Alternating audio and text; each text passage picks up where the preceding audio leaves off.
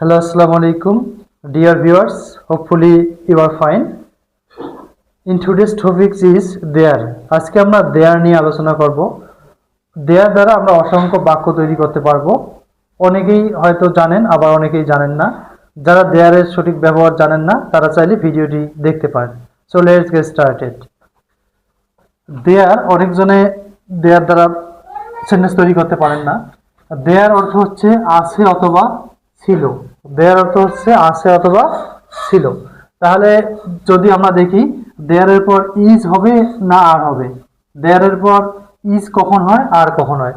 মনে রাখবেন, যদি সিঙ্গুলার বোঝায় অর্থাৎ একটা বিষয় বোঝায় তাহলে দেয়ার এর পর হবে ইজ, আর দুই বা তার বেশি যদি বোঝায় তখন হবে আর।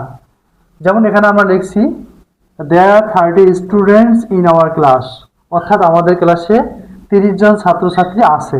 এই যে আছে কথাটা আছে, এই জন্য দেয়ার দ্বারা শুরু হয়েছে। একটা জায়গার নাম থাকবে বেশিরভাগ ক্ষেত্রে দেয়ারের সময়, যেমন ক্লাস একটা জায়গা।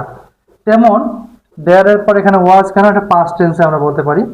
একজন হয়েছে there was a king in this village, এই গ্রামে একজন রাজা ছিল। মনে রাখবেন যে দেয়ারের পর যদি একজন বুঝে তখন হবে ইজ, না হবে ওয়াজ। ওয়াজ হবে যখন পাস্ট টেন্সের ক্ষেত্রে, অতীতের হলে ওয়াজ, আর যখন প্রেজেন্টের হবে তখন হবে ইজ। এটা মনে রাখলেই হয়ে যাবে। দেয়ারের পর তাহলে ইজও হতে পারে, ওয়াজও হতে পারে। ইজ এবং ওয়াজ দুইটাই সিঙ্গুলার, একটা হচ্ছে প্রেজেন্ট, একটা হচ্ছে পাস্ট। আর দেয়ারের পর যখন প্লুরাল হবে একের বেশি তখন হবে আর যখন অতীত বোঝাবে অর্থাৎ পাস্টে বোঝাবে তখন হবে ওয়ার।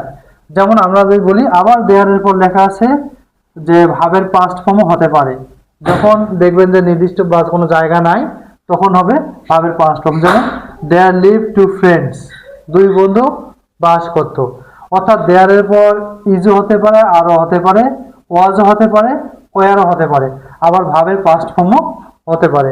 এটি হচ্ছে দেয়ারের সঠিক ব্যবহার। তবে অনেকজনে, যেমন আমরা একটা জানি বাংলা কথা শেষে বাংলা বিভক্তি, যারা জানেন, বিশেষ করে যারা ষষ্ঠী বিভক্তি এবং সপ্তমী বিভক্তি জানেন, ষষ্ঠী বিভক্তির ক্ষেত্রে আমরা যদি বলি ষষ্ঠী বিভক্তি, তখন ষষ্ঠী বিভক্তির ক্ষেত্রে র অথবা এর থাকে।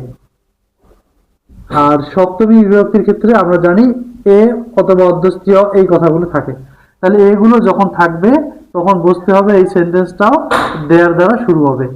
যেমন এই যে র বা এর, আমরা যদি বলি যে এ আছে যেখানে, সেখানে দেয়ার দ্বারা কেন শুরু হয়।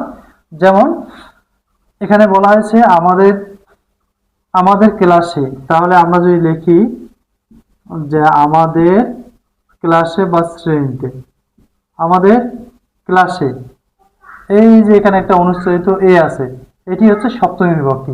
এরকম যদি থাকে সাবজেক্টের ক্ষেত্রে তখন নিশ্চিত সেন্টেন্সটা শুরু হবে দেয়ার দিয়া। এভাবে আমরা যদি বলি এই পুকুরে এ আছে, এই পুকুরে অনেকগুলো মাছ আছে, তখনও কিন্তু দেয়ার দ্বারা সেন্টেন্সটি শুরু হবে। তাহলে there are many fish in this pond. আমরা যদি বলি বাংলাদেশে এ আছে, বাংলাদেশে 64টি জেলা আছে, দেয়ার আর 64 ডিস্ট্রিক্টস ইন বাংলাদেশ।